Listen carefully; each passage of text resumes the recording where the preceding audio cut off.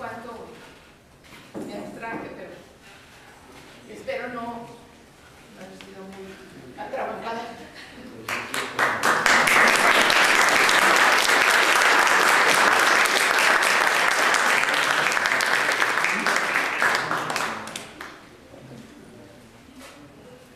Bueno, entramos a la sesión de preguntas y respuestas.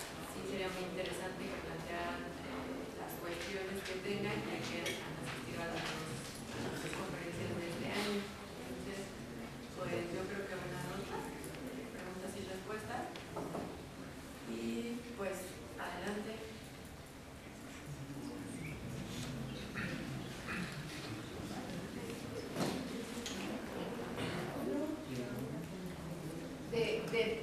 Yo como digo, de todo se vale. A ver. No pregunto un comentario, pues es bastante amplia la presentación y es más allá de lo que esperábamos, más allá de lo que esperábamos. Entonces nos has puesto al día del asunto del café. Y una pregunta obligada es, la Paz Bartra en la sesión esta que tuvimos ahí allá en el Instituto de Social, hacía referencia a la producción del café, no como objetivo, sino como el café dentro de un conjunto de productos que están asociados a un promotor empobrecido.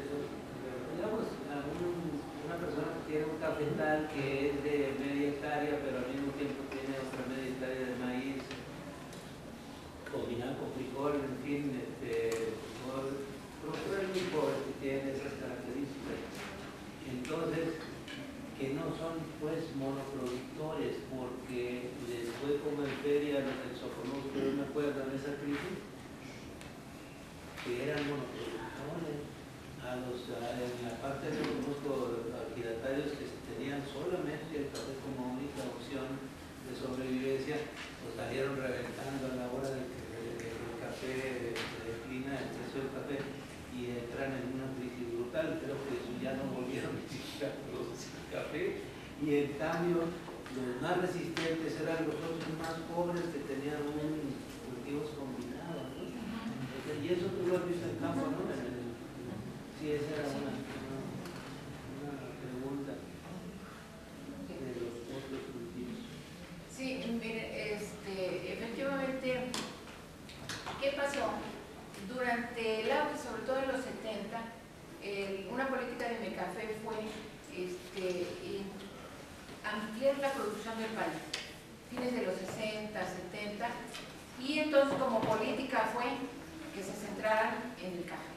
Muchas de estas regiones, toda su tierra estaba café, y con ASUPO, este tipo de organismos oficiales que había, tenían sus tiendas y proveían de los granos básicos, más la parcela que siempre se tiene, el solar en algunas partes, donde es frijol para autoconsumo, para lo de la casa, ¿no? Pero eran efectivamente monocultivo del café, porque además reportaba un ingreso suficiente también, con lo que se le pagaba por una cosecha.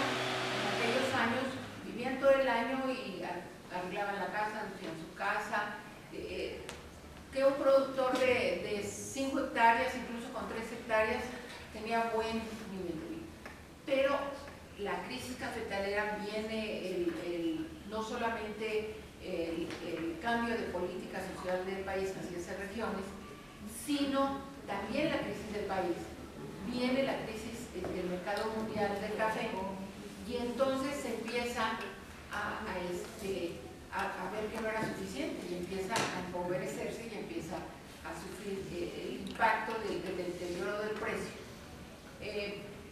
Incluso en ciertos aspectos, yo me acuerdo cuando yo empezaba a estudiar lo del café, en los Altos de Chiapas, me acuerdo que entré por Cuyahocatenco, por Tabasco, y en los Altos de Chiapas me encontré con un promotor de esa granja que trataba de convencerlos de que parte de eso lo dedicaran a maíz, a producir pan maíz.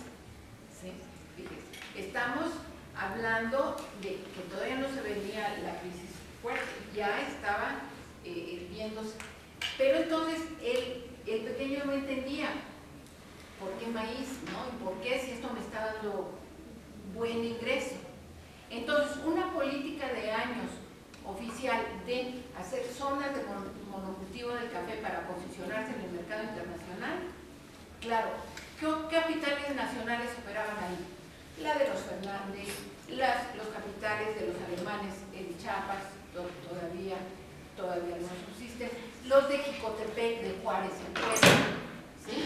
Allí en Puebla llegaron a probar cafetales a pleno sol con una tecnología brasileña, ¿sí? Entonces, eso posicionarse en el mercado. ¿Y quién proveía? Vimos la pirámide, pues esa base. Pero se viene la crisis. Entonces, ¿qué pasa? Que la necesidad los fue llevando a diversificar sus cultivos. En Veracruz volvieron a la caña, ciertas partes de caña. Sabemos que la caña depreda el terreno, la tierra la depreda y en unos años la utiliza para la mayoría de los cultivos. Entonces, y el mismo, ya sea a través de organizaciones, va buscando otros productos comerciales, pero sobre todo, ya no tanto, yo lo que he visto en campo, no han empujado mucho de autoconsumo. Cuando va uno al campo, dice el maíz que pues, me alcanza para 3 meses, pero tengo que comprar para lo del resto. Ya acabamos de hacer un libro, Café y Crisis Alimentaria. Entonces yo participé con Café y Crisis Alimentaria y otros compañeros con otro producto. Entonces lo que me encontré es que el precio de los alimentos, del maíz y del frijol y del azúcar, carísimo, pero no, lo que producen como para sí mismos no les alcanza todo el año, o por extensión de terreno, o por calidad del terreno que tienen, o porque ganan más yendo a jornalear a otro que dedicándole. Entonces está metido en un círculo de pobreza y si diversifica. ¿No? Ese es un aspecto. Otro, por ejemplo, en esta región de Coatepec, el limón como también producto de exportación. Pero se está enfrentando también oscilaciones del mercado, o sea, se reduce la cosecha, a veces no sacan, la mayoría de las veces no sacan los capitales, sino que abren otras tierras.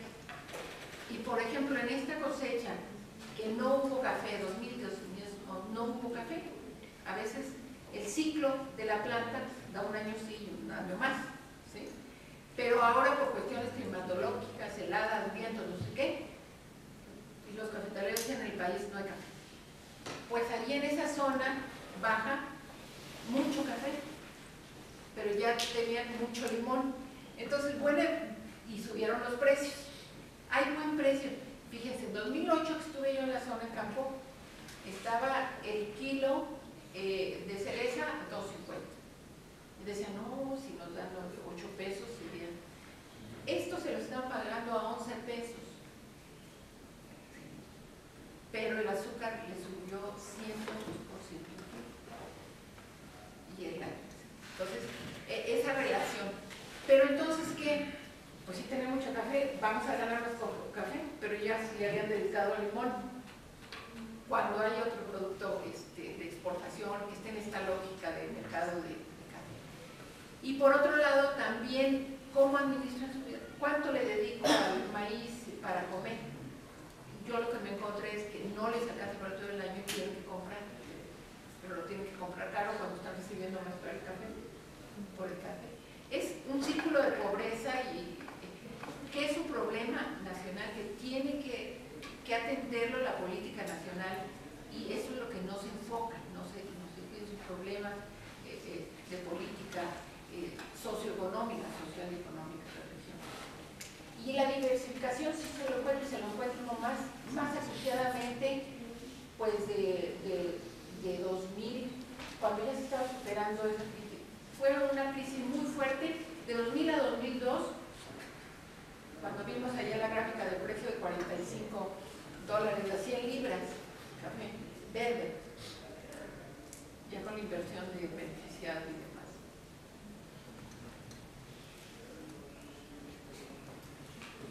¿Alguna otra pregunta? Mencionaba la doctora sobre Veracruz, sobre que será probablemente el primer estado que y eso por qué, basado en qué Costo de la fuerza de trabajo. Fíjense. Y Chiapas tiene bajo, el mayor dentro de los costos de producción ejecutivo, la fuerza de trabajo es uno de los que tiene más peso. Es una región mestiza, Veracruz. Pero Chiapas se paga como 30% menos. Mientras, por ejemplo, en el ciclo 2009-2010, en Veracruz está el jornal diario 120, 150 y algunos 170 además. Incluso en zonas más al sur de Veracruz. Y en Chiapas estaban pagándose a 80, 70 pesos. Entonces, el costo baja. Y va a ser según este tipo de eso. Y lo que yo observo también, que se retiran, ustedes saben que todo en Jalapa, simplemente en Jalapa, todos esos cafetales que eran de los Fernández, ahora son un fraccionamiento, Las Ánimas, muy caro. Se retiraron esos cafetaleros con capital nacional y entonces entra capital transnacional, asociado o no, pero entonces no le interesa mantener esas fincas grandes, sino ir con los pequeños, jalarle la ganancia más fácil, ¿no? O sea, fíjense que en aquella parte donde yo estuve con la estructura de tenencia de la tierra, ¿para qué se usaba? ¿Qué era la inquietud? La tierra, ¿para qué se usaba? ¿Para qué cultivo? ¿Por qué cómo? Y entonces yo observé en aquel entonces que sí había presencia de capital, de grandes capitales, pero pues no había la modificación de la 92 del artículo 27. Yo me acuerdo que terminé ese libro, bueno, el capital no puede entrar, pero ya encontró rendijitas y ya casi ya abrió la ventana y se mete. Pues después ya se abrió la puerta y ya está dentro, para usar y determinar la tierra. O sea, lo estamos viendo ahora, no solamente el café, muchos productos, los están imponiendo. Yo te financio esto, ya se gastó el productor lo del corte, entonces ¿cómo inicia las labores? ¿Sí? ¿Cómo empieza? Sobre todo el fertilizante, que el precio del fertilizante está íntimamente relacionado con el precio del petróleo. Entonces, de repente, y no fertilizan, van a tener menos producción, o fertilizan poquito. Veracruz es zona de fertilización, porque en la crisis no hablamos de alternativas, y bueno, no me he equivocado. Pregúntenme de alternativas.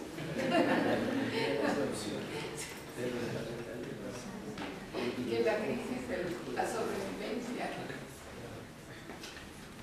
La emigración. Porque no sé si no les entró curiosidad, ¿no? El café orgánico y el café especial. No.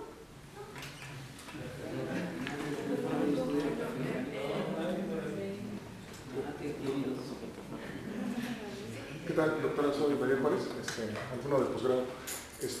Mire, mencionaba usted en una de sus láminas que, bueno, el consumo del café tiene una estructura que es inelástica, es decir, que tiene una estructura de consumo que es constante en el tiempo.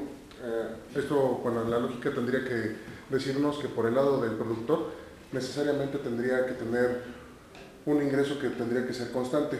Esto no ocurre así, vemos que está afectado por las oscilaciones del precio internacional, lo que nos lleva a suponer que, por ejemplo, el problema está en el acopio, en el beneficio y en la comercialización del grano. Por ejemplo, también en otra de sus láminas mencionaba que, bueno, hay una estructura tanto de producción como de importación de granos. Es cierto, por ejemplo, que en el caso de México, dadas las características del consumidor mexicano, bueno, se hace mucho consumo, pero de café que es de tipo soluble, que es en este caso robusta.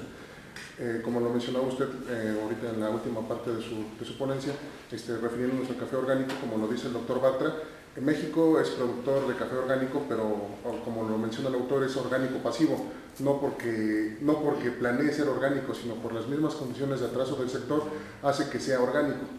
Es decir, el productor no puede acceder de manera tan sencilla a tener plantíos o cultivos de